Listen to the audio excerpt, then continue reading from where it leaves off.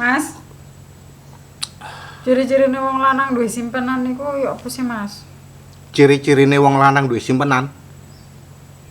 Lah apa sampean takon ngono? Sampean curiga ta lek aku duwe simpenan?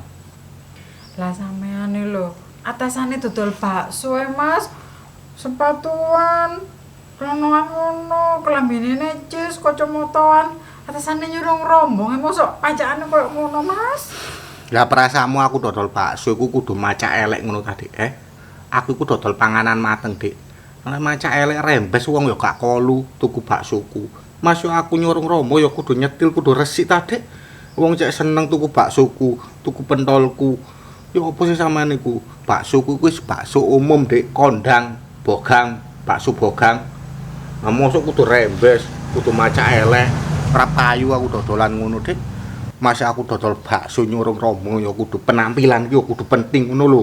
Wong cek seneng tuku baksoku. Waduh sing dodol resik rek, rijik rek, baksone enak rek ngono lho, Dik. Mosok kewopros, kemproh ngono dodol bakso ora payu, Dik. Lah tapi sampean lho Mas, atasane dodol bakso, mosok seminggu gak mulih, Mas. Lah sampean dodol bakso ndek endi sih? Lah perasaanmu aku dodol bakso no ora ono meeting ngono ta, Dik. Lek gak mulih sak minggu rong minggu iku aku meeting, Dik, di hotel, Dik, karo kanca-kancaku. Ya apa strategine dodol bakso iku maju lancar. Mikir strategine dodolan nyurung rombong iku ya apa, Dik, suruh teko ngarep apa teko mburi ngono lho, Dik. Nek suruh maju apa suruh mundur. Dadi baksoku cek payu, aku mulih ku cek ngol duit akeh. Kok pikiranmu ngono sih? Ciri-cirine gak ngono, Dik, lek wong lanang duwe simpenan iku, Dik. Lah ya apa? Iki sakjane rahasia, Dik. Aku wegah ngomong. Kalau aku ngomong sampean ro, sampean dodono kanca-kancamu. Ngene lho rek ciri-cirine wong lanang duwe simpenan rek, malih duduk rahasia aku jenenge. Lah tapi sampean aja ngare penasaran, Mas, wis kandakno Mas, ciri-cirine ya apa? Ciri-cirine yo, sampean kepengin ro ah, lek wong lanang duwe simpenan. Wong lanang sing ngejarno bojone masak. Ku lho. Wong lek sing lanang budal terus bojone masak nek jarno iku simpenane akeh. Nek jowo iku simpenane iku LC ngono lho, Dik. Ngerti ya sampean? Masuk Mas. Lho iya, mangkakno lek sampean tak tinggal kan sampean tak pengin masak. Engko lek gasim bledos ya apa? Ngono lho, Dik, taktike wong lanangku, Dik. Masuk meh ngono tok, Mas. Ya gak ngono tok, Dik. Umbah-umbah, resik-resik omah, iku gak sayang nang bojone, Dik. Berarti wong lanange duwe simpenan. Soale apa? Resik-resik omah iku kena debu. Debu iku nang muka. Muka ngarep kusam, ngono lho, Dik.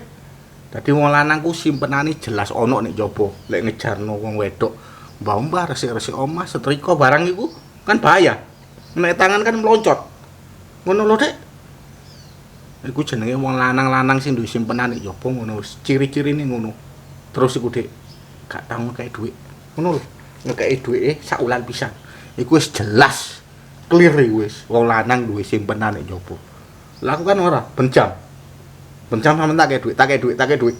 Lah terus sing tak kei nang njaba apa? Lek dhekku tak kei sampean terus. Ngono lho, Dik. Ngerti apa ora? Wis yo, aku budal yo, dodol bakso yo. Lek gak mulih berarti aku meeting. Ngono lho, Dik. Soale ono sing bahasa arek, Dik. Sunduk pentol iki winginane kan aku ekspor nang Jepang 5. Saiki kate ono nang Jerman. Ngono lho, Dik. Sunduk pentol teko kering iku.